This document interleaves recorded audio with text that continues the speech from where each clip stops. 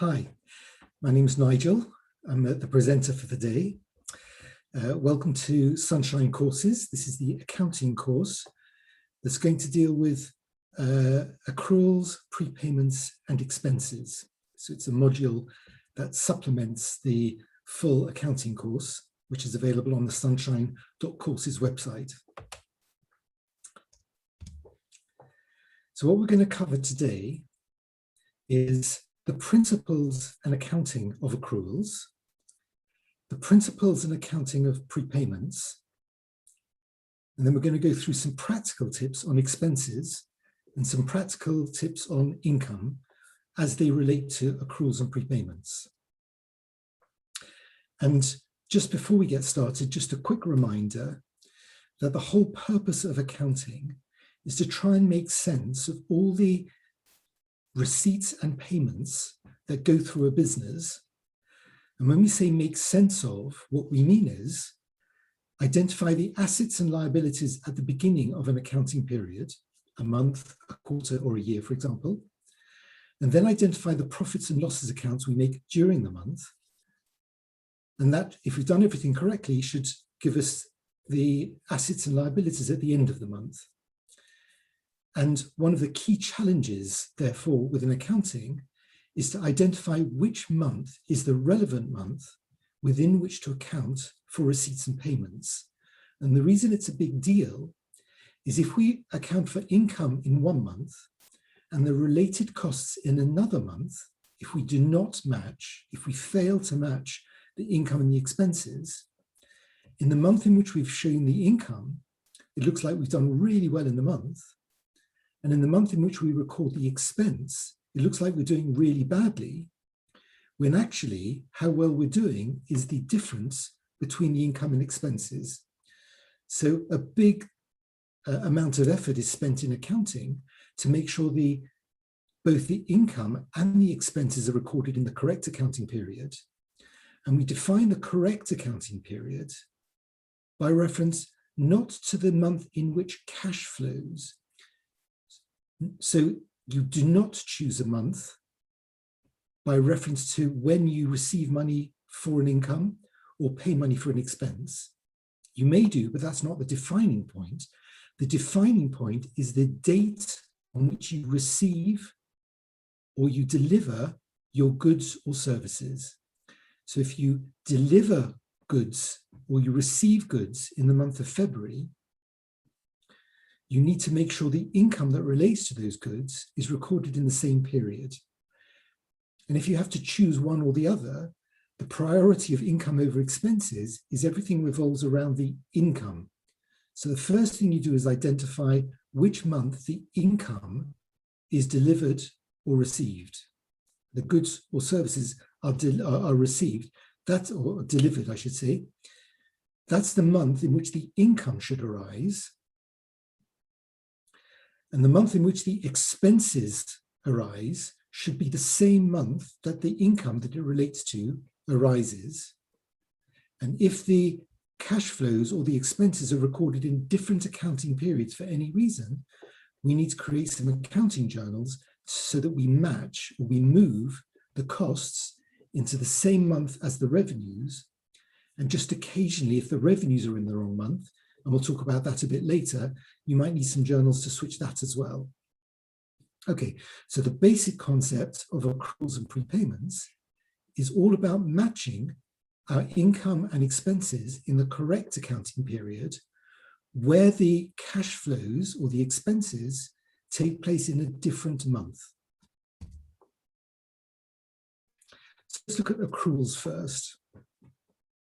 Accruals is what we call, is the accounting entries that relate to invoices or expenses that occur in a future month where we haven't yet received the invoice. So if we received it, so in this example, in the month of February, we have our income, that's why we want the expense to be in the month of February. We have some income in the month of February, but what we're showing here is that the expense itself should arise in February. But the invoice we don't receive until March.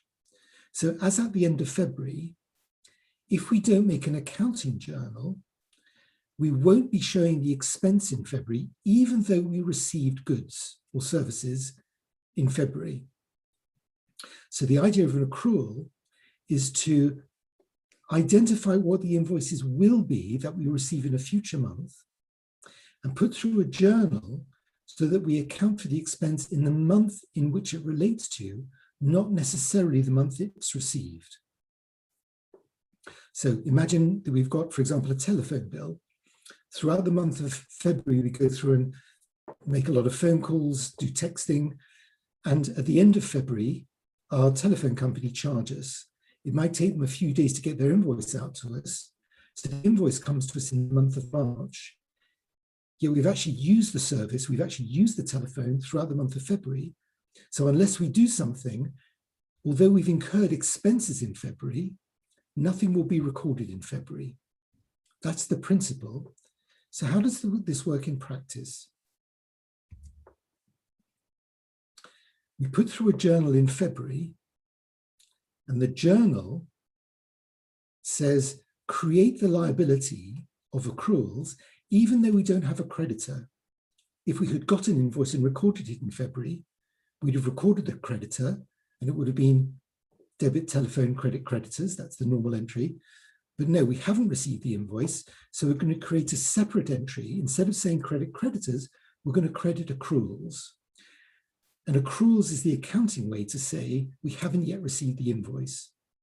And the reason we want to distinguish accruals from invoices is typically the invoice becomes due only after it's been received. So if you've got an accrual, it means you won't have to pay that amount quite as quickly as if it was a creditor.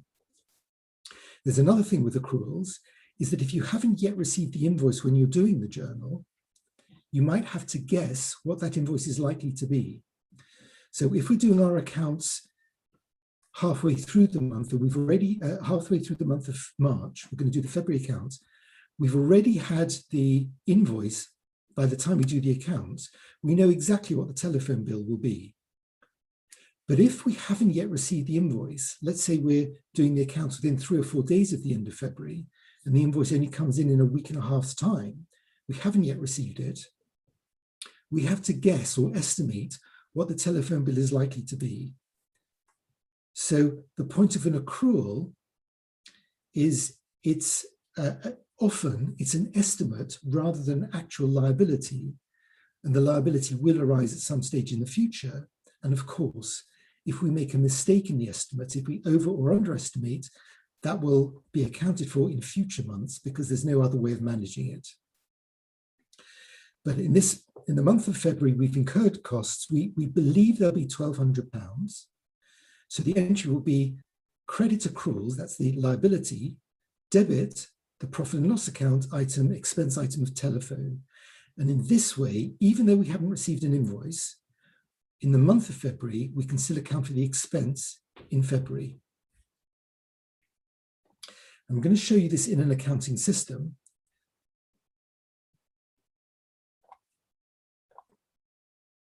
And we use the accounting software of KPM. It's a typical accounting system. There are lots of other accounting systems that you can use. The principles are all the same. And at the moment, I've got no entries in these accounts because I want to show you the impact of setting up the accrual. So I'm going to put through the, I'm just going to show you, I'm going to do a quick report on the profit and loss account. At the moment, there's nothing, no receipts and no payments. So in the month of February, there's nothing, and in the month of March, there's nothing. I'm doing these accounts during the month for February at the first week in March, and I haven't yet had the invoice from the telephone company. So I'm going to put through a journal. And the journal I'm going to put through, I'm going to add a new journal. The date is the 28th of February. And I'm going to say accrual for telephone.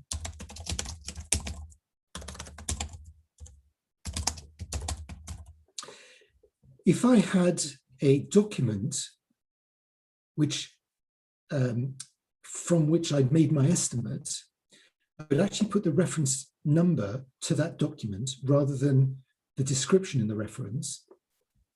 But because I don't have anything, I'm going to say accrual in February, accrual for telephone charge in February.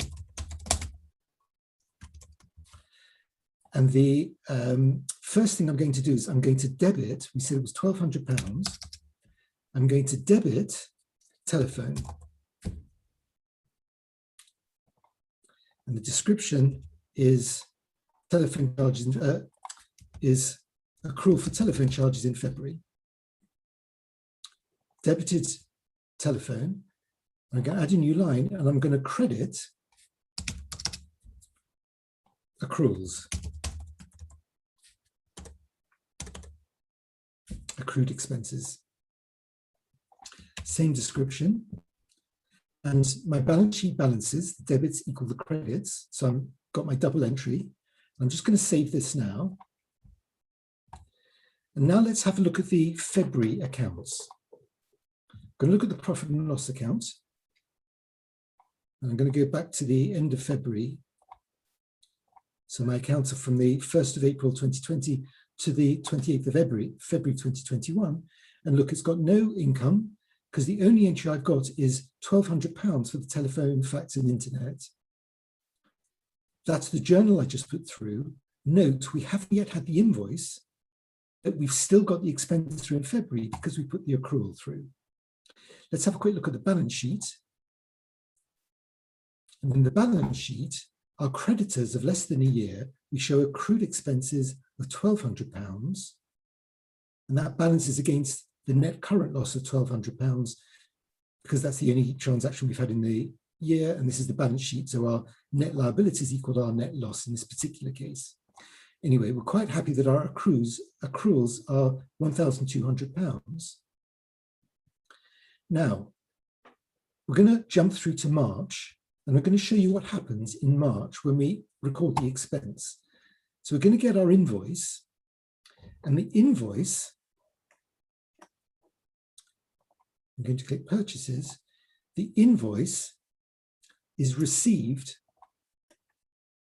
let's say on the 10th of March. Why not? I don't know if I got a supplier. I'm going to call it Lighter Supplies. Not a good name for a telephone company. That's all I got at the moment. I'm going to show telephone charges for February. And I've got a reference number, and I'm going to put the reference number to the invoice itself. And I have an invoicing reference system, which is based on the year and the month. And then I put a digit to represent the order in which I'm filing it. And if I went to my filing cabinet, which might be electronic or it might be physical, if I look 2103.1, I'd very quickly find the invoice itself. So that's my audit trail. So I put the name of the supplier, the reference number, and the due date. Telephone charge for February. The amount was, I'm going to say, when we received the invoice, even though we accrued £1,200, I'm going to say the invoice was actually £1,300. So we'd under accrued. And I want to show you how the accounting system manages the shortfall. And the account is telephone. So that's the double. So that's the double entry. We creditors debit telephone, £1,300. That's correct. The amount is £1,300. And in this case, I'm going to show that we've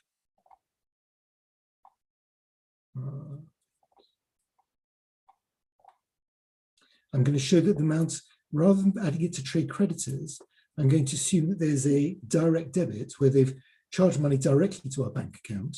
So instead of going to creditors, it comes out of the bank account. So even though this is in the purchases system, the entry will be debit telephone, £1,300, credit bank, £1,300. So let's save this. I've got to deal with VAT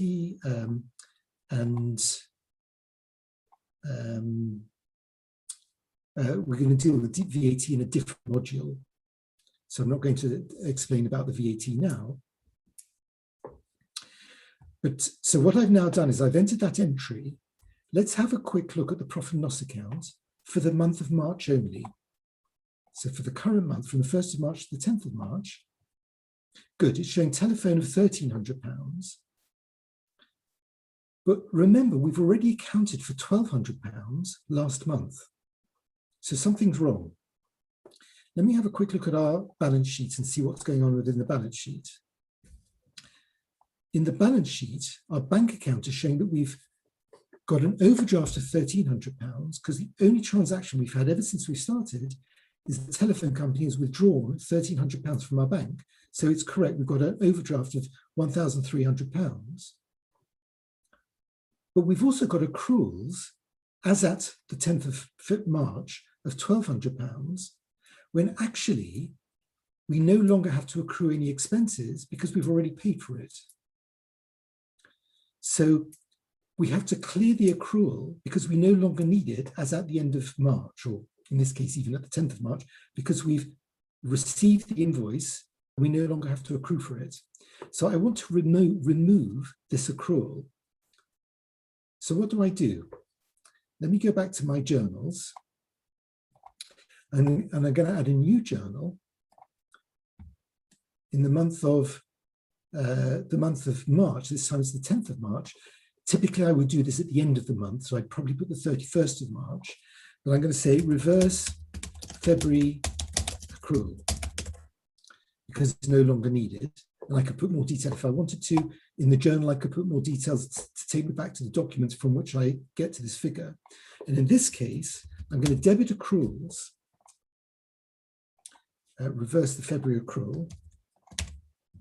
I'm going to debit accruals with the amount I accrued, which is £1,200, not the £1,300 that was paid. The amount I accrued was £1,200. That's what I'm reversing. I debit accruals because I'm reducing the liability, and the liability is a credit, so reducing a liability must be a debit. And the other side, the double entry, is to telephone. And I'm going to put the same description here. Again, I could put a more meaningful description if I needed to. Again, £1,200 is the other side. My journal balances, debits and credits equal each other. So I'm going to save and close this. And now let's have a look at the balance sheet again, the profit and loss account. I'm going to look at the profit and loss account for February. So in February, even though we've put all the adjustments through, we still have costs of £1,200 because nothing's changed in February. What's changed is March. Let's look at the current month. In the current month, the telephone and fax cost is now £100, even though we'd already accrued for it last month. And the reason that £100, which relates to calls from last month, is recorded in the month of March. So even though these are February costs, we've closed the February accounts. And in the month of March, we've picked up that we had under accrued for expenses last month. Because we've closed last month's accounts, we can't go back and change last month's accounts. If we had done last month's accounts when we knew how much the phone bill was, we could then go back and make the accrual the correct amount, but we couldn't. And the whole point of accruals is you don't know what the figures are. So if you've over or under accrued in the previous month, the cost, the over or understatement of the cost is put through in the current month's account or whenever you find out about it. And the reason for that is if we were being literal or absolute in our matching concepts, this £100 relates to costs from the previous month. But there's a concept in accounting that you can just do the best you can do. And if you make an estimate, which is the best you can do, and it subsequently turns out the estimate is wrong, you correct the estimate at the first opportunity, and the income or the cost is put through to the profit and loss account in the month in which you become aware that that estimate is wrong. So it's different from the matching concept. And the reason, of course, for that is, can you imagine if you had a set of accounts and every month the previous month's accounts kept changing because you kept finding out about new estimates, eventually you'd never be able to make it head or tail of what those previous set of accounts actually was, because it would keep changing. So that's why we don't do this in accounting purposes. Let me now go back to the balance sheet. Now the balance sheet for the month of March, I got my bank account overdraft of £1,300. Notice I no longer got any accruals because I reversed it. And again, my balance sheet balances because my net loss is £1,300 relative to my overdraft of £1,300. Remember the net loss. I'm going to go back to the profit and loss account. My net loss for the whole period from beginning of the financial year to the 10th of March is £1,300, but last month was £1,200 and this month was £100. So this is how we account for accruals, and this illustrates the principle that if we over or underestimate the accrual, it doesn't matter because the accounting system naturally picks up the differences and accounts for it at the first period in which we can do so.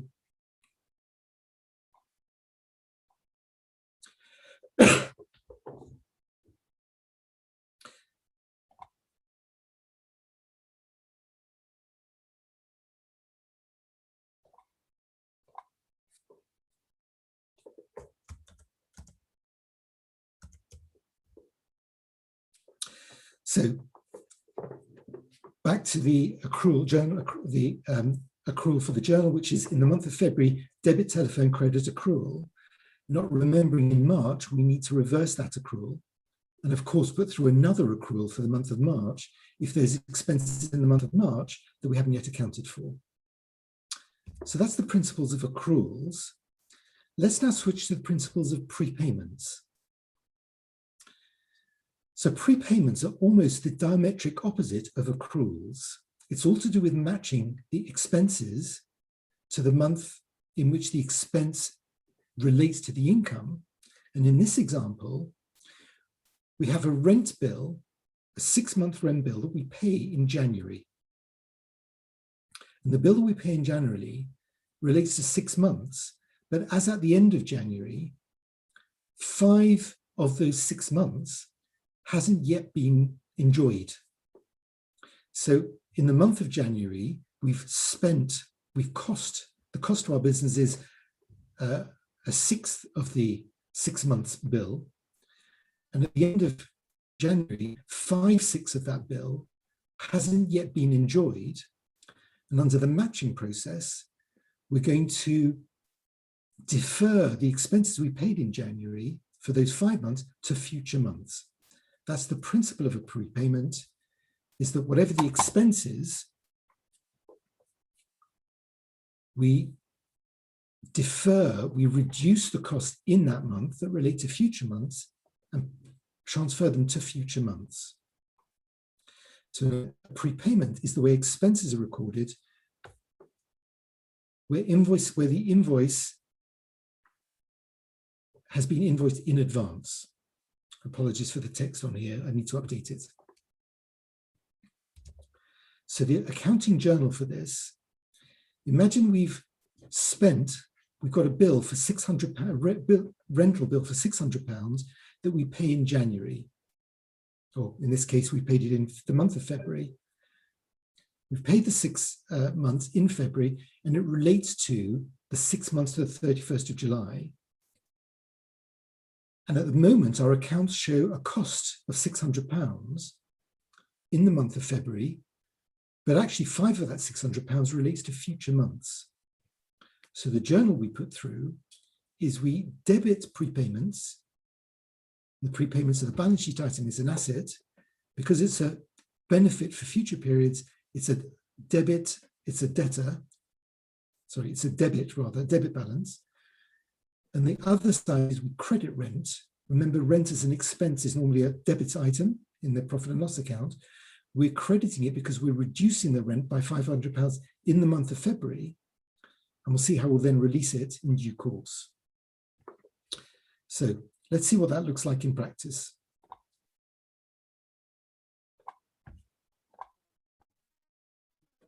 So I'm just going to show, put through a quick entry to show that in the month of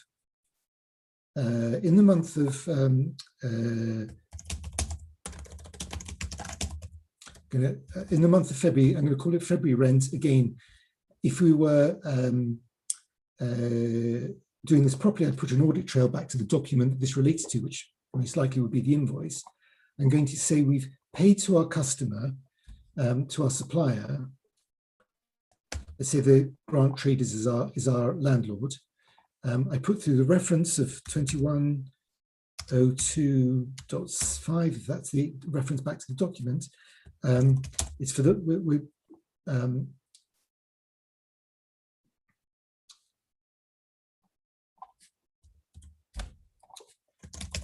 we're going to treat this as rent. Sorry, the reason the accounting system had stopped is that I put a customer, and if I've got a customer, I can't charge an expense account to a customer. So the software was preventing me doing that. So just ignore the customer. But I've got a rental bill. Let's say I'm going to call it Landlord Limited. Rent for 6 months from 1 Feb to 30 July 2021. So that's the description. And the invoice date was the 1st of February. The amount was £600. And I'm going to say this comes from the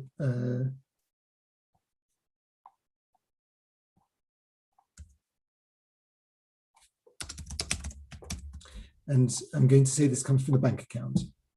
So I've simply recorded a rental payment on the 1st of February of £600, and the entries are debit rent £600, credit bank account, or the fact that this is a payment. That's how the system knows how to record this. So let's save this. Let's now have a look at the February accounts again. I'm going to go for the last month, which is February. Now look, we've got the rent of £600. We've still got our telephone cost from the previous example we did, but our rent is wrong because it's correct that we paid £600, but only 100 of that 600 relates to the month of February. 500 relates to future months. So let's put through a journal to defer the £500 that relates to future months, or to match that £500 against the revenues that we're going to earn, hopefully, in that month, in those future months. So here's the journal. Again, we're going to call it journal to be the journal of the 28th of February, because we're doing it as at the month end. Again, I put in some sort of type of reference. In this case, the reference, I can say for prepayments. But I might have a more meaningful reference back to a document where I got all my figures from. In the account, I'm going to debit prepayments. This is rent for the rent for 5 months from 1 March to 31 July. £500. So I've set up my prepayment of rent for 5 months. I get add a second line, and the credit is going to go to rent.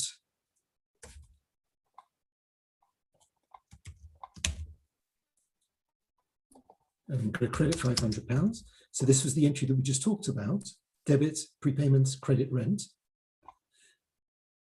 My journal balances, so that's my double entries done properly. I'm going to save and close this. Let's now have a look at the balance sheet, the profit and loss account for the previous, for the month of February. And this time, it shows our rent, which showed beforehand as £600, has reduced to £100. So we now got the correct rent, our estimate of rent of £1,200. It was the best we could come up with at the time in which we prepared the accounts. And we've got our rent, which we know accurately we paid £600, but 500 of that relates to future months. So what's left is the £100 that relates to the month of February, So I'm now happy that my expenses match whatever income I've got for the period. Let's have a quick look at the balance sheet just to see what happens on the balance sheet. So in the balance sheet, at the end of February, I've paid my £600 to the landlord for the rent. So my bank's overdraft is £600. Haven't paid anything to the telephone company, but I've accrued £1,200 for them. But I prepaid £500, my prepayments that we've discussed. Those are expenses that I'm deferring to future months. Again, my balance sheet balances because my total of my net assets, net liabilities of the prepayments of £500, my overdraft is £600, my accrual of £1,200, the net of those three figures is £1,300, and that equals my profit and loss account. So without any further journals, let me now look at the month of March.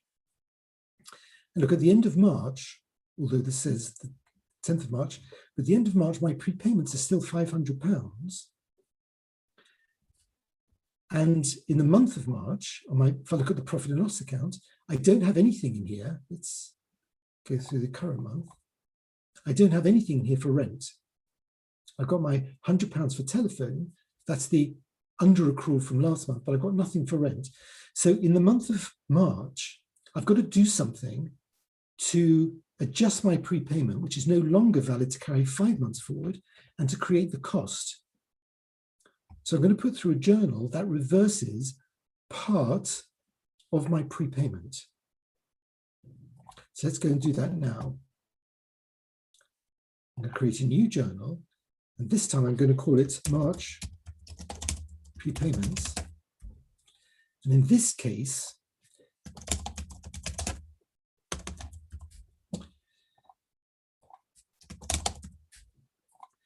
I'm going to reduce my, I'm going to release 1 month's worth of rent from the prepayment.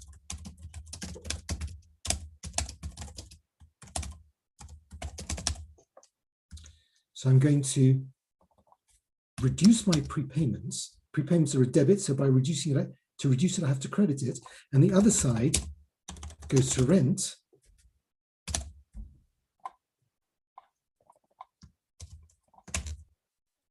And if I've credited prepayments, I've got to debit rent. So let's save and close this. And let's now have a look at the balance sheet and profit and loss account. In the profit and loss account for the month of, let's do the current month only, for the month of March, I've now got rent of £100 and telephone of £100. And on the rent, I haven't spent any more money because I paid money in the month of February. But even though I paid for it in February, it relates to the month of March.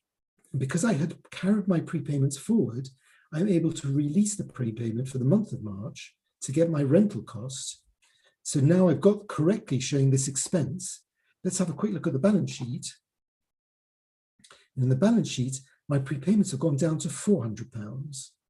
And now correctly, my bank account is £1,900, which is the £1,300 we paid to the bank, to the telephone company, £600 to the landlord. That was the £1,900, but I've still got prepayments at the end of the month of £400. So now we go through to the month of April. The balance sheet was showing if there's no other transactions at the month of April shows prepayments of £400. What I'm now going to describe to you is the process by which you account for prepayments and accruals.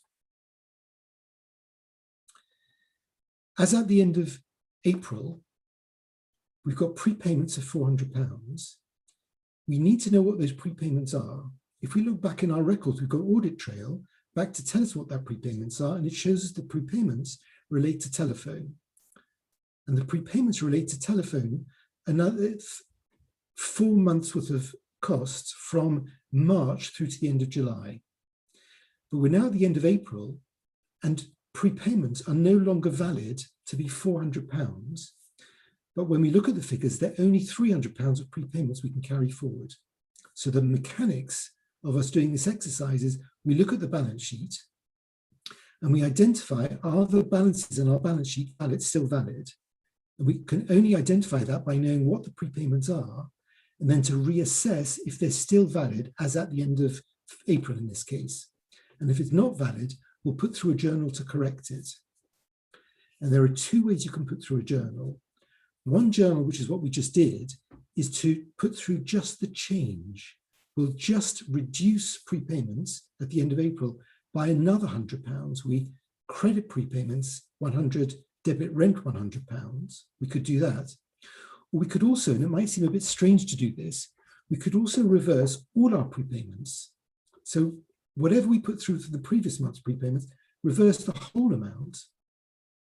So in this case, it would be credit prepayments of £400, debit telephone, debit rent £400, and then put through a separate journal to say we've got £300 left in prepayments, and put through the whole of the prepayments at the end of April.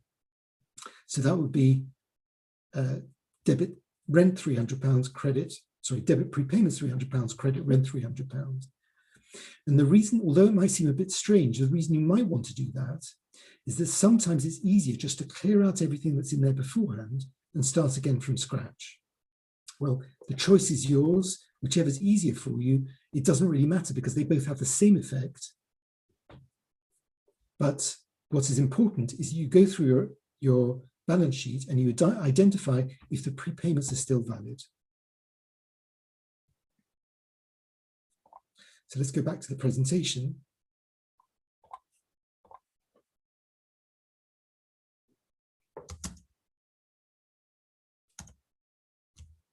Okay, so our prepayment was debit prepayments, 500 credit rent, and we've just seen how that works. This was at the end of February, and at the end of March, we've updated that to release another month's worth of rent, and we'll keep doing that until we get to the end of the rental period. So for the rest of this module, I'm going to go through some practical expenses and a couple of income items as well, so that you can understand in practice how this works. And the majority of the discussion is not so much about the expenses themselves, but to identify the correct accounting period in which you want to account for them. And then we've already got, once you know what the correct accounting period is, depending on the date in which the invoice came through relative to the date that the expense relates to, you've got the option of either using an accrual or a prepayment to move the month in which the accounting entry will take place back to the month in which the transaction should be recorded according to the intended, the correct period for accounting purposes. The month in which the goods or services were received relative to the income that the goods or services delivered. So, general point, accruals. One of the easiest ways of making a mistake in accounting is to forget to record invoices or expenses. It's very easy to record sales. But the expenses that relate to it, if a creditor has sent through an invoice to you, you usually have a physical document or an email with that amount, and it's relatively easy to remember to pick all of those up. You don't need a particularly sophisticated system to work out how you account for all the invoices that come through. But there's quite a number of cases where invoices don't come through. We've already looked at the telephone costs, for example. The telephone companies often bill in arrears. Same thing happens with utilities. Same thing happens with a number of other items. But as a generic point, if you haven't had an invoice, sometimes it's difficult to know that there's a cost. So imagine, for example, there are some employees of the company and they've gone out and spent money and they're going to claim it back from us a month later. There's no way we would know that they spent the money unless they tell us in advance, and some accounting systems require it. Sometimes the only way to know what an accrual will be as at the end of the month is to look through the expenses that you paid in the following months. So sometimes you want to delay preparing accounts, not because you're being lazy or because you're just too busy, but because sometimes you need to make sure that you've picked up enough of the uninvoiced charges or costs. And sometimes the only way to do that is to look at subsequent payments or subsequent invoices. So whenever you're doing accounts, always look at whatever you've paid or whatever invoices you've had in between the end of the month and the date at which you're doing your accounts, and identify any expenses that relate to the month in which you're doing your accounts. And any unbilled or uninvoiced, unrecorded invoices, if they're dated if the invoice date is from the previous month, by all means go through and put it through as a creditor dated the previous month, but otherwise put it through as an accrual as at the end of the previous month. Remember, the accrual was debit cost, credit accruals. And that works fine if you've got enough time period. But what happens if, and quite often I do this with charity accounts I'm doing, I want the people who are running the charities to know very quickly how much money they've got in the bank and where they spend the money. So if you want timely accounts, you need a more sophisticated way to pick up invoices that haven't yet come through. And there are several ways of doing it.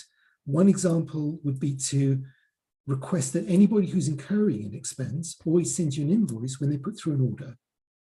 Sorry, not an invoice, some sort of notification, a purchase order system, or a copy of the order that they put through by email, for example. So that way you can just keep track of them. And if you haven't yet received an invoice, you can then accrue for it at the end of the month. Or if you budget your expenses, you can see if your expenses for the month are below budget or above budget, or you can sometimes compare to the previous month or the previous year. That's what we call a reasonableness review. You just look, does it look a reasonable amount by reference to what you're expecting in the budget, or what you paid last month, or what you paid in the same month last year. And these are all techniques for picking up uninvoiced amounts. And if you pick up any uninvoiced amounts, you can only do the best you can in estimating. So you'll put through your estimate. I'd suggest you always go back to the people from the business who are incurring the expense in the first place. They're more likely to have a better estimate than you're going to have. So get the estimate from them, put through the accrual, and in the following month or months, if it turns out your estimate was wrong, as we've seen, when you put through the actual figure and then reverse the accrual, the difference, the under accrual or over accrual, would be adjusted for in the month in which it's recorded. So unbilled invoices, or generally accruals, it's a generic thing. It's a really worthwhile putting effort into that, because it's so easy to get incorrect accounts by simply forgetting to put through expenses. Okay, next one, rents. Whenever you've got a rent account, sometimes people pay rent monthly, but very often rents are paid in advance. And if you pay rent in advance, go back to the cost. If you're looking through your management accounts and you haven't yet finalized the accounts, look at the account of rent, look through the general ledger account of rent, look at each of the items in there, and see if the accounting period relates to the month in which you're doing the accounts. So if you're doing accounts in the month of February, so you're in March, you're accounting for the month of February, look at whatever's recorded in rents and see if any of the costs relate to a future period. And if so, put through the prepayment. We've seen how to do that already. So that's quite easy, really. Leases can be a little bit more complicated, because often with leases, you might have to pay money up front in order to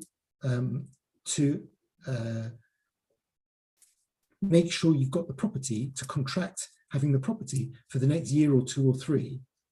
Not all leases ask for money up front, but some leases require a premium.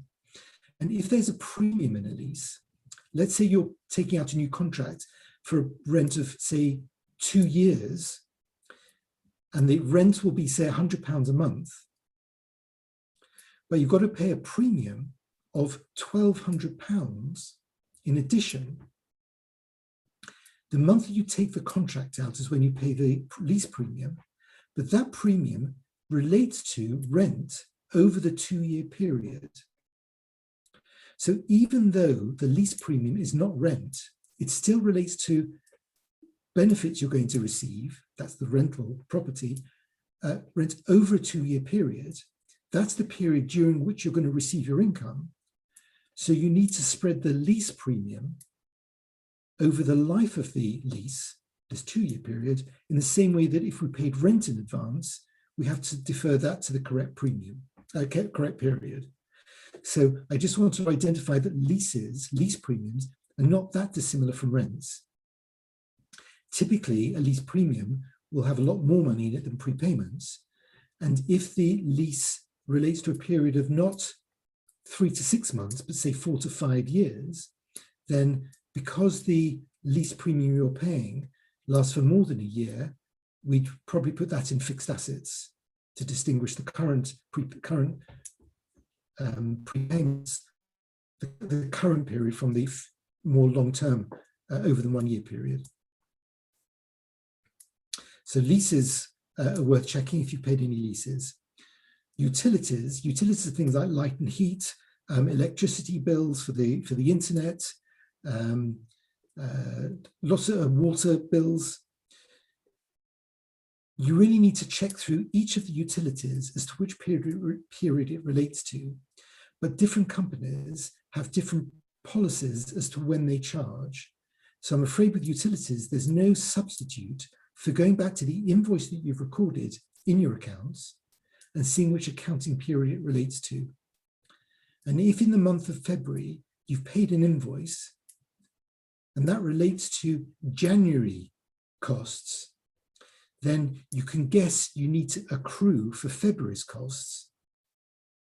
And you can often use the amount you accrued that you paid in respect of January in the month of for the month of February's charge. So if you've got an electricity bill in February that relates to the month of January, and you paid, say, £500 for that bill, and you want to know how much to accrue at the end of February for February's costs, which we'll receive in March, if there's enough time to wait and you've had the March bill, and the March bill happens to be £450, if you've had the bill, you can accrue £450 as at the end of February because you know exactly how much it is. If not, you may say, look, if I paid £500 in January, my best guess is I'll pay £500 in February, I'll accrue £500. So you may use the same figure. You may say, well, actually, it wasn't so cold in February. We spent less money on heating, so I'm going to reduce it. But you just make your best estimate. Whatever estimate you make, I suggest you record the basis of your estimate somewhere. When you're recording the accrual, make an audit reference, put the reference down as an audit trail back to the document where you made your assessment. So somebody who's a future date said, well, why did you make this estimate? What was the basis of this estimate? You can go back and tell them what the estimate was. I can almost guarantee that you won't remember it in, say, 4 or 5 months' time. And it's quite possible that you'll really need to know the basis of the estimate to see if something else is correct. So that's the strong suggestion. Write down the basis of your estimate and make sure your audit trail or your reference number allows you to go back to find it at some stage in the future. But it's just as possible the utility company will have charged you in advance. So some companies say, I'm not going to give you any credit. I'm going to charge you for what I think your electricity is going to be next month. Pay me, adjust it in the next month. And if that's the case, you need to put through a prepayment because you paid money before you've received the goods or services. So for utilities, you have to go back to the invoices to identify the correct accounting period and put through either prepayment or accrual, depending on whichever period has been invoiced. Insurance is the next item. Insurance tends to be paid on a 1-year basis, and typically it's 1 year in advance.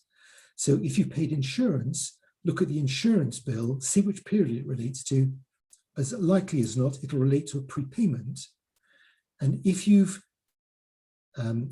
paid insurance in the month of February for the period of February through to the following January, then at the end of February, you'd have a prepayment of 11 months of that bill.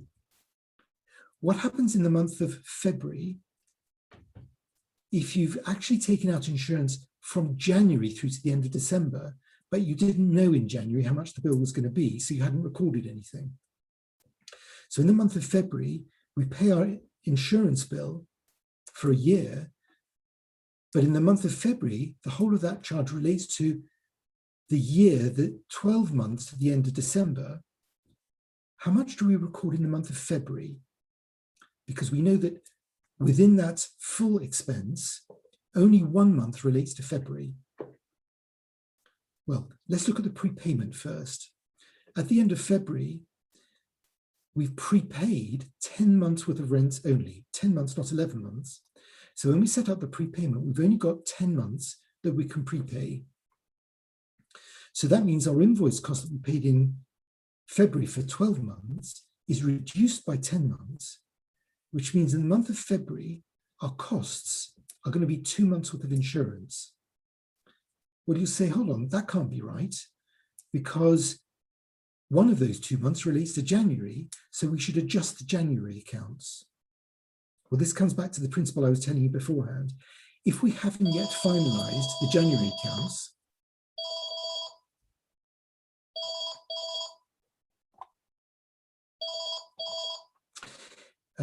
excuse me a second. If we haven't finalized the January accounts, then we can go back and adjust them. But if we've already finalized the January accounts, we didn't know about the insurance, we hadn't accrued for the cost at that stage. The first we know about it is in February. So the reason we would write it off in February because that's the first time we can do so, even though the expense relates to the previous month. In accounting, if you're doing this on an annual basis, if the error, the under accrual, is so significant that the previous year's accounts are actually now misleading, there's actually a way for dealing with it, and you might adjust the accounts to something called a prior year adjustment. But that's quite a big deal, and generally you wouldn't do it. So unless there's a lot riding on it, or there's a huge amount of money, or there's some compelling reason why you need to draw management's attention to the fact that you've done this, if that's not the case, you generally write off the cost in the month that you first find out about it. And in this case, we only know about it in the month of February. Perhaps we should have accrued for it in January. Perhaps we should have known that insurance was due. We should have made some guess or accrual for it, but we didn't do so. So the first we can do so is in the month of February. And that's why in the month of February, we've got 2 months worth of costs coming through all at the same time. Okay, salaries is the next item. This is really, I just want to illustrate the principle of matching where it reaches its limit. So that, remember, the matching is where you're taking a cost that relates to a future or past revenue. So let's say we have got some salaries, and during the month, some of the salaries go to pay some admin costs. And let's say the admin costs happen over a 3-month period. We've got admin costs in January, February, and March. So our total salaries, let's say, is £3,000 for those 3 months. In January, we have bumper sales of £10,000, and we have nothing at all in February or March. The question I'm asking is, should the salaries that we pay in February or March relate to January? Actually, let me switch it round. Let me say we have no sales in January or February, but we have sales in the month of March. So we've got salaries in January, February, and March. No sales in January or February, but we do have sales in the month of March. The question is, should we treat those salaries as a prepayment against future revenues That's the question. And the answer is no, unless those salaries directly relate to the revenue. The answer is no, unless the salaries directly relate to the revenue.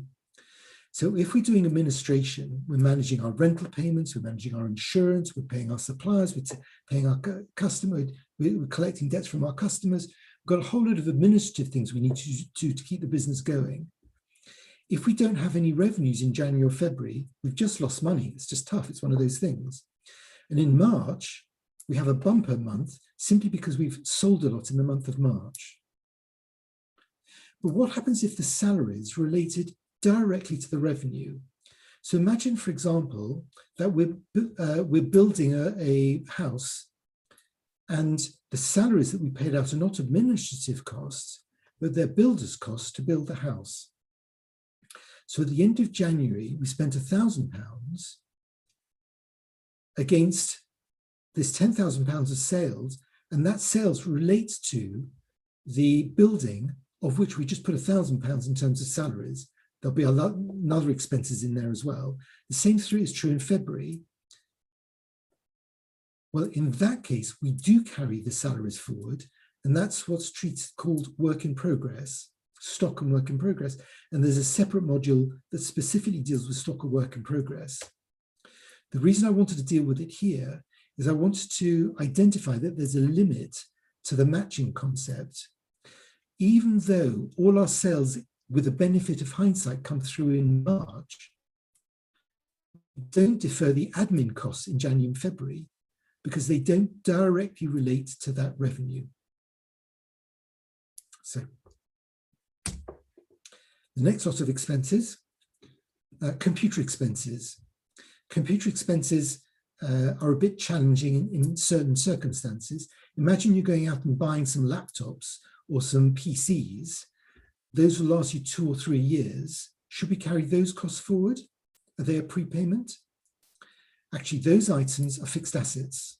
We've got a separate module on fixed assets, but if you go and buy assets that last for 2 or 3 years, you treat them as fixed assets and you apportion the cost in a variety of different ways. You can either write it off equally over the life of the assets or on a number of different areas. Go and have a look at the fixed asset module for different ways that you can write off the cost. But for fixed assets, yes, you do carry those computer expenses forward. What about if we're, say, paying the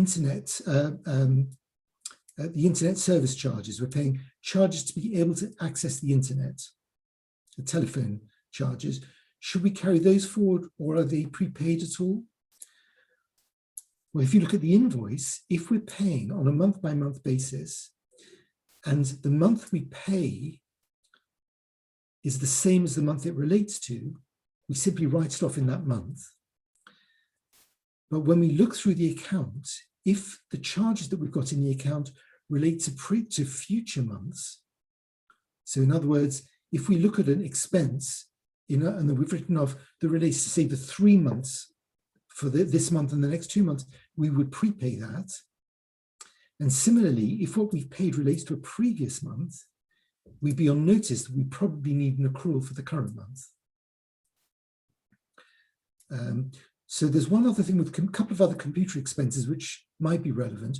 What happens if you spend money on, say, a web server, a server host? Which month do you write that account? Which month should you write that off or accrue or prepay, depending on what's happening?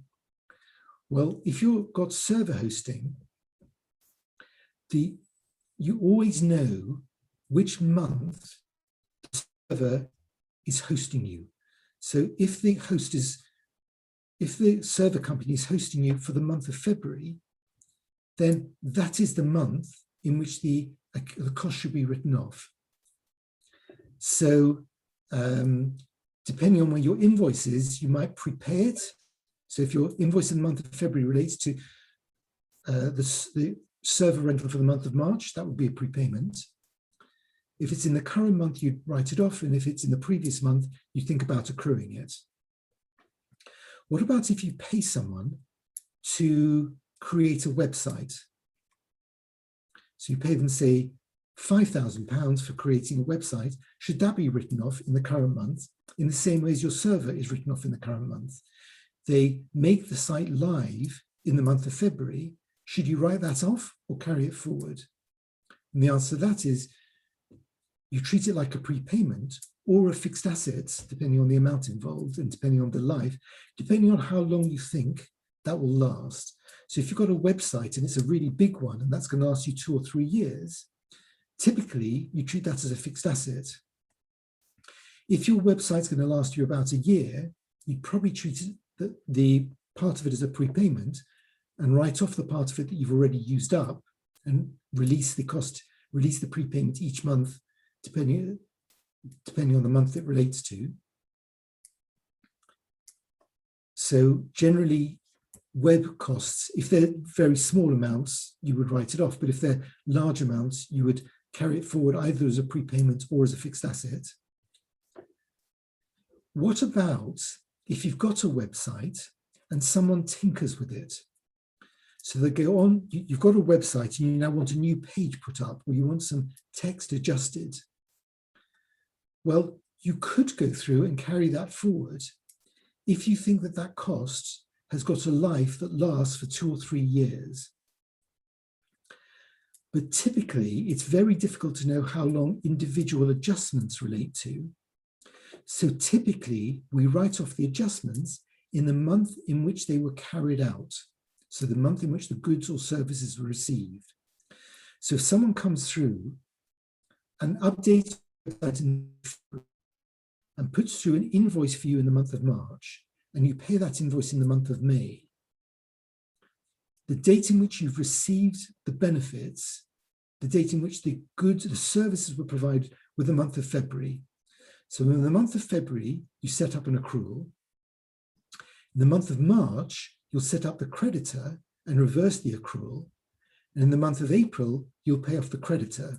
And that's how the month in which the service was received is distinguished from the month in which the invoice was raised, which is distinguished from the month in which the payment was made. But through all of that, you've accounted for it in the correct accounting period, which is the month in which the service was received. And generally, you wouldn't carry it forward if it's updating a web cost, just updating a website, because updates tend to be smaller amounts and they relate to specific items. And generally, you wouldn't think that that has got a useful life of long term in the future. But as an accountant, you can judge as best suits you. Okay, a few more expenses. The next one is for charities. And again, what I'm trying to illustrate is the principles of the month in which an expense arises. So in this case, fundraising. When a charity goes out and raises money, it'll often spend money to raise money. So the challenge is, if I spend money in the month of January, and the revenue I receive comes through in February, March, and April, should I carry those costs forward as a prepayment to set against the revenues? That's the question. And the answer is, it depends how certain you are to get revenue and how closely linked the fundraising activities are to the revenue as to whether you can carry it forward. So as a general principle, if you go through a fundraising campaign and at the time you run the campaign, you have no idea how much your revenues are going to be, you have to write off the whole of the fundraising in the month in which you spend in which the activities, the fundraising activities take place. So if you're advertising, you'll put through in the month in which the advertising takes place. If you're employing people to do a social media campaign, you write it off in the month that they deliver that service to you. Even though in February, March, and April, you're going to receive revenue, and you would say, well, look, should I match the cost? The answer is no, because at the end of January, you have no real way of knowing how much revenues are going to be generated. You might generate nothing. The only exception to that is if you know that the fundraising cost relates to a future revenue. And an example of that might be if you're paying for a venue costs to run an event in the month of, say, March, and you're going to sell tickets in the month of February and March, but you have to pay some money to the venue in order to secure the venue itself. So you might pay £15,000 to secure a venue. This would be hopefully a very large fundraising event. It's a fundraising cost because the only purpose of this event is fundraising. That may not necessarily be the case. It could be we'll carry out some other charitable activities at the same time. But let's say this is entirely a fundraiser. In this case, because we know that the fundraising is going to take place in the month of March, we know we're selling tickets in the month of March, we need to defer the payment through, not because it matches against the revenue, but because the month in which we're going to receive the benefit of the venue is not January, but March. That happens to coincide with the revenues we're getting from the fundraiser itself, but that's not the point. The point with fundraising is you carry costs forward, or you accrue for them so that you match them in the month in which the expense is incurred. The only time you match the revenue with the costs in fundraising terms is if there's a very explicit link between the revenue and the fundraising cost. And it could be, for example, someone has said, I'm going to reimburse you for to do a particular activity. I have to see you carry out the activity in the month of January, but I'm going to reimburse you in the month of March. But in order to do so, you have to spend a bit of money in order to secure that revenue. In that case, I probably would match the costs against the revenues because I've got a contractual obligation. The fundraiser said, I'm going to guarantee that income contractually. And in that case, you could carry forward the revenue, the costs to the revenue, even if the fundraising activity took place in a different month, but only because of the very explicit and contractual link between the outgoings and the revenues. So again, the purpose of this discussion was to make it a bit clear this matching concept between cash outflows, services or goods received, and services or goods delivered, and how to match all of those respective things. The next one is a bit complicated, is bank loans and interest.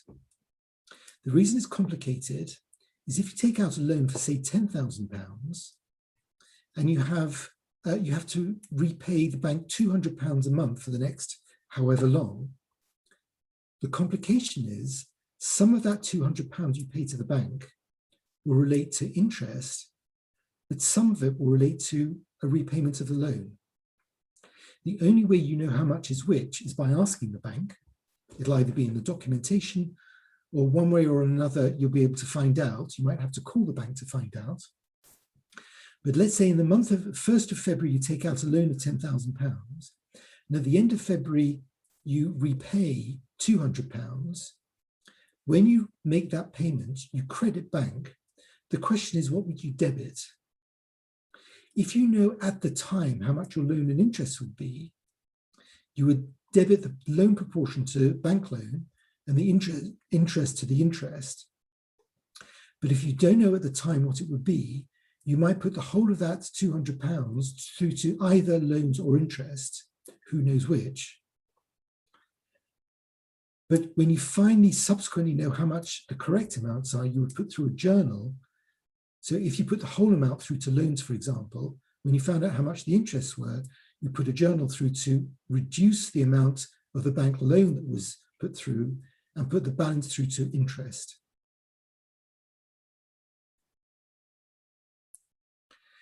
So I want to just talk briefly about tax. We're going to have a separate module on tax. I won't spend a lot of time on this, but typically with tax, you either pay it in advance or you pay it in arrears. Typically, that's what happens. So sometimes you pay tax quarterly, and that relates to the quarter in advance. or quarter in arrears, depending on the type of tax, or you get to the end of the tax year, calculate your profits, find out what your total profits are, work out what your total tax are, and you pay your tax then. And you might have a whole year's worth of tax to pay. And depending on the period that the tax relates to, you might need to include a prepayment or an accrual.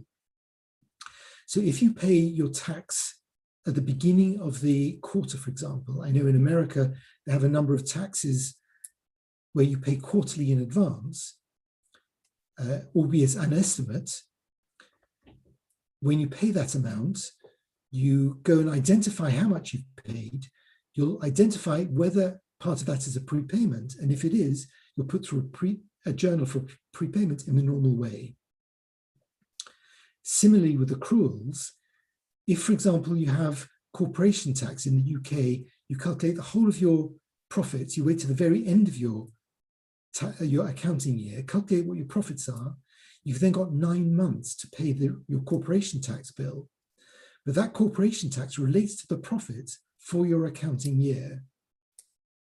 So you've got a tax bill to pay, even though it's only due at the end of 9 months after the end of the year. It's a charge that relates to the income or profits for that year, for the financial year. So with corporation tax, you would accrue for the future liability because it relates to the year in which you're accounting. So just wanted to identify that if you understand what your taxes are, you may well have to prepay part of what you've paid or accrue for what you haven't yet paid. Statutory fees, these are fees that are charged by the government for complying with statutory rules. So for example, there's in the UK, once a year, you have to pay an annual fee to confirm who your shareholders and directors are. And that's called an annual confirmation fee. And you pay the fee in the month in which you put through your confirmation. The question is, does that fee relate to the 1 month, because that's the month in which you paid for it, or for the whole year, because it's an annual charge, and you could argue you could carry it forward for the whole year?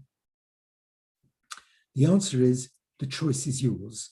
There's arguments either way. Generally, I write them off in the month in which they're carried out because they're generally smaller amounts, and I don't fiddle around with small, tiny amounts for prepayments or accruals. They don't really impact on what the bottom line profitability of a business is, so I don't waste time dealing with it. But if it was a very large amount of money, you could argue it should be carried forward because it's a one-off, an annual charge, and really relates to the whole year's worth of trading. Or you could say that's the month in which we've had to incur the audit or the test or the whatever the fees are. So that's the month in which we have to charge for it.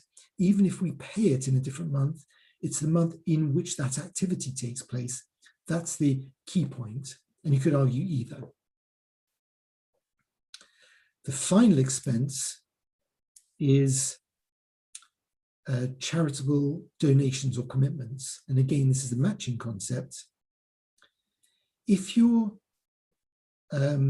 you donate money to a charity, and in the month of January, you make a lot of profits, and let's say you've got a policy that you will donate 10% of your profits to charities each month. You don't know how much to donate for the month of February until March. So you can only make the donation in March, but it relates to the profits you made in February. The question is, should that be recorded as a cost in February against the profits, or in March, because that's the month in which you made the donation? And the answer to that is, most probably, you should make the charge in the month in which you make the donation. The month in which you make the donation, not the month it relates to. The reason is, it's simply a policy of how much money you donate to a charity to do it by reference to the profits. It's not a commitment. So if, for example, for whatever reason in the month of March, you'd say, look, I'm not going to pay that money, I just don't have enough. No charity could come to you to say, I'm going to sue you because you said you were going to make your payment, but you didn't make it. You just say, I'm sorry, I don't have the money anymore, and you don't have to make the payment. So even though you're making the payment by reference to the February profits, you're actually making the donation in the month of March. What happens if you make the donation in March, but you make the physical payment in the month of April? Should you treat that as a March or an April payment? And the answer is, again, it depends on whether in March you've made an effective donation which is unchangeable, and it's simply the cash flow that happens in April. So generally, when you're making donations to a charity, you don't have a fixed commitment. So if you wrote to a charity in the month of March to say, we're going to make a payment to you, it relates to our February costs, we're going to make a payment to you, but you actually make the payments in April,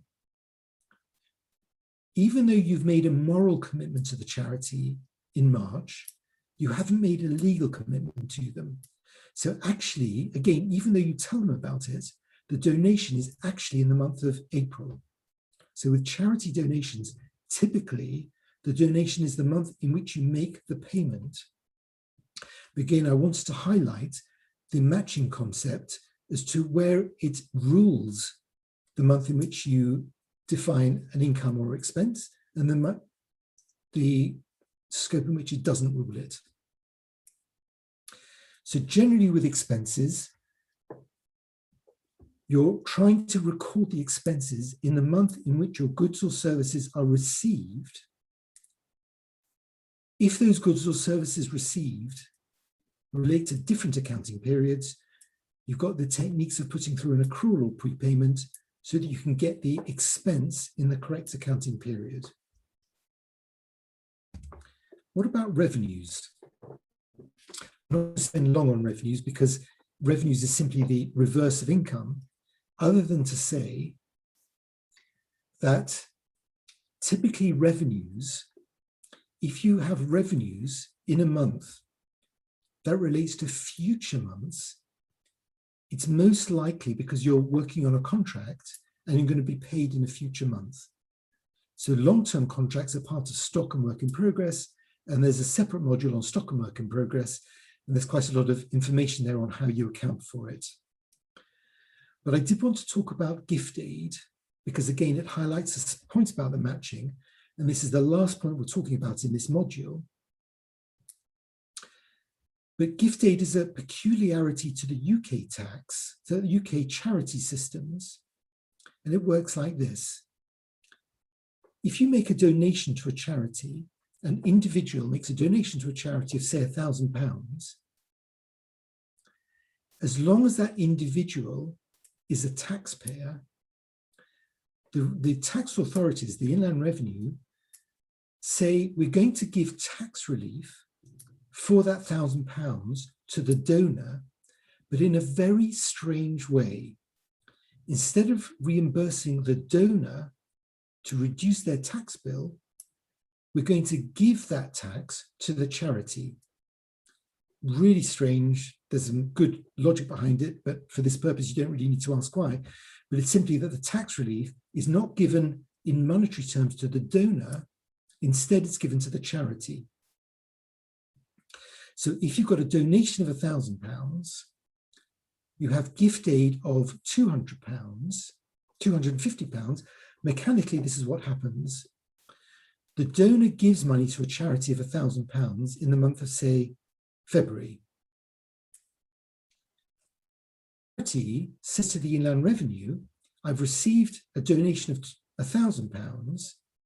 Please give me back my £250.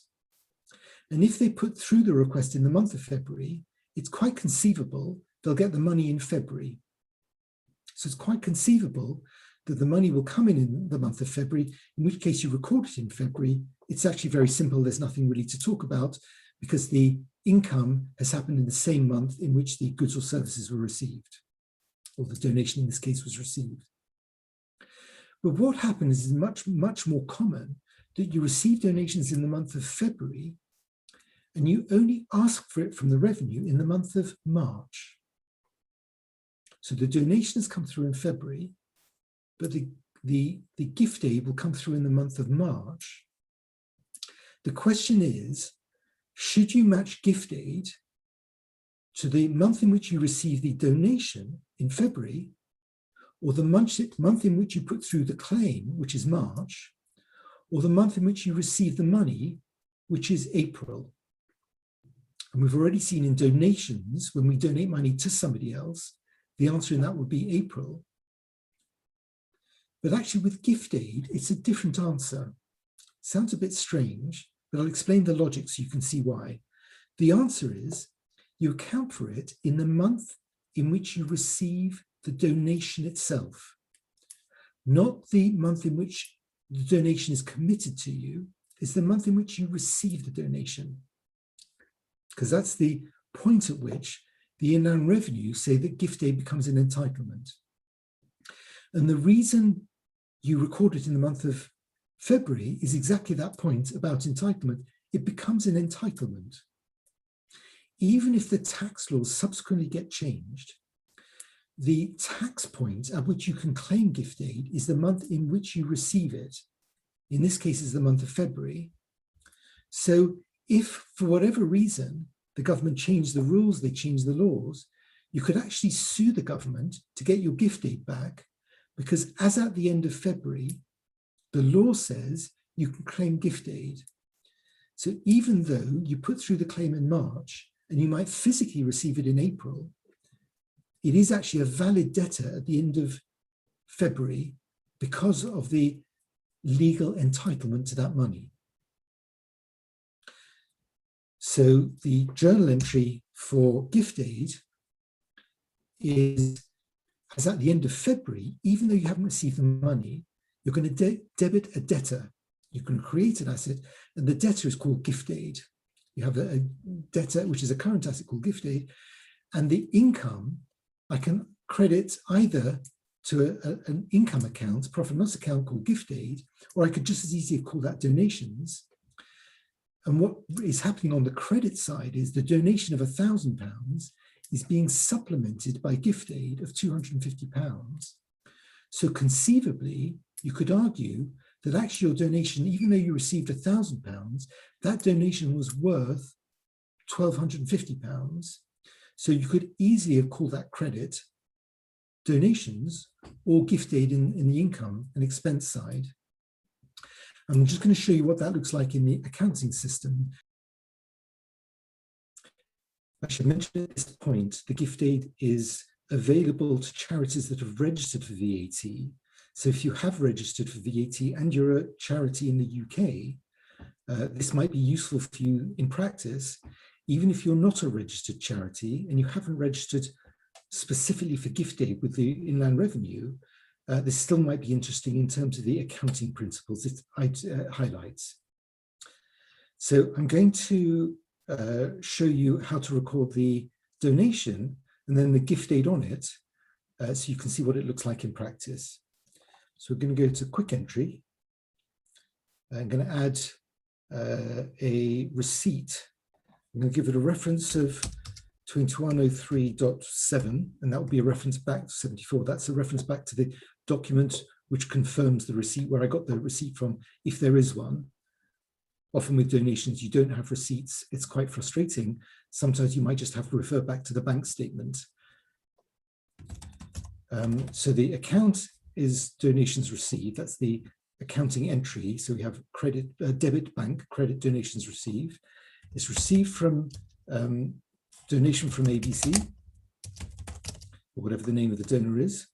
The date is the 11th of March.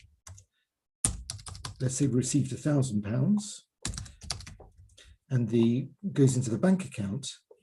So I'm going to save this entry, which is, because this money received, gone into the bank account, the entry will be debit bank £1,000, credit donations received, because that's where we've entered it here. Let's see what that looks like first. Have a quick look at the profit and loss account.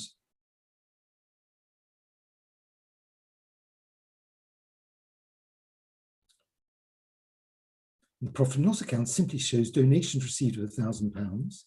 Let's look at the balance sheet. As we would expect, the balance sheet simply shows a bank account of £1,000 and net retained reserves of £1,000. Okay, that's all that's expected. Now I'm going to enter a journal for the gift aid. The reason I'm doing a journal is that at this stage, there's no cash receipts. We're going to record the gift aid even before we've received the funds, because the gift aid relates to that income. So in this case, we're going to show the gift aid debtor. This is money that's going to be due from the revenue customs. I should say the reference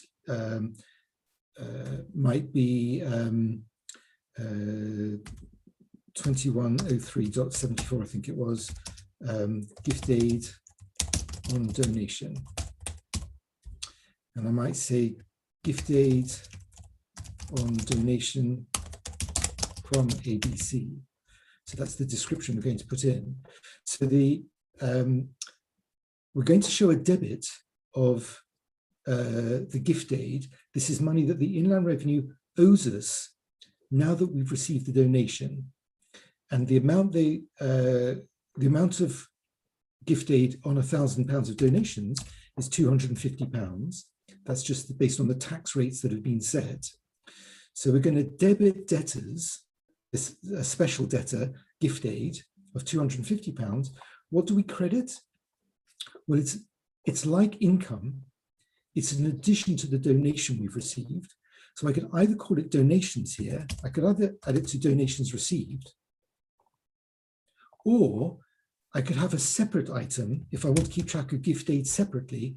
And I've got a separate item here, gift aid income, which is what I'm going to call it. Give it the same description as beforehand. And we're going to credit £250. The journal balances, so we can post it. Let's save and close. So I've entered this entry, the gift aid on the donation. Let's have a quick look at the balance sheet, the profit and loss account. So the profit account now shows donations received of £1,000 in this month, also gift aid of £250. So my total income is £1,250. Whether I included the £250 in donations or separated it out as a separate line for gift aid is really up to me as to whether I want to highlight gift aid as distinct from donations. And in some charities you would want to do so and some you wouldn't. That's not really the point I wanted to make. The point I wanted to make is that you're recording the gift aid in the same month in which the donation was received. You're recording the same amount of the donation was received, even though you may not have received the money this month. You'll most likely receive it next month or the month afterwards or sometime in the future. So let's have a look at the balance sheet. The balance sheet still shows the £1,000 in the bank from the donation. It now shows a debtor of gift aid of £250. And if nothing else happens until the end of March, at the end of March, our balance sheet will show bank £1,000, gift aid debtor of £1,250, the net profit, the net retained reserve, £1,250. Our balance sheet balances, these two amounts are the same. So we're happy with that. And we've matched the gift aid receipt with the date in which we've received the donation using this debtor, using this journal. And of course, a month later or 2 months later, when the funds come in, we'll simply put through a journal showing debit bank, credit the gift aid debtor, which will move this £250. By crediting the debtor, you reduce this down to zero. And by debiting it, you'll increase bank account to £1,250. Okay. So we've reached the end of this module. Just to quickly summarize, the module is all about how you match expenses and revenues using accruals and prepayments. The accruals is how you bring expenses from a future period into a current period, where the reason you need to do it is because you've received goods or services in this month, but you haven't yet paid for it in this month or received the invoice in this month. So your accrual brings it forward from future to the current month. And prepayments does the opposite. It looks at what you've paid or accounted for in the current month, but which relates to future months, and the prepayment is what allows you to defer it. So thank you for listening. I hope you've understood all of that. Until next time, bye.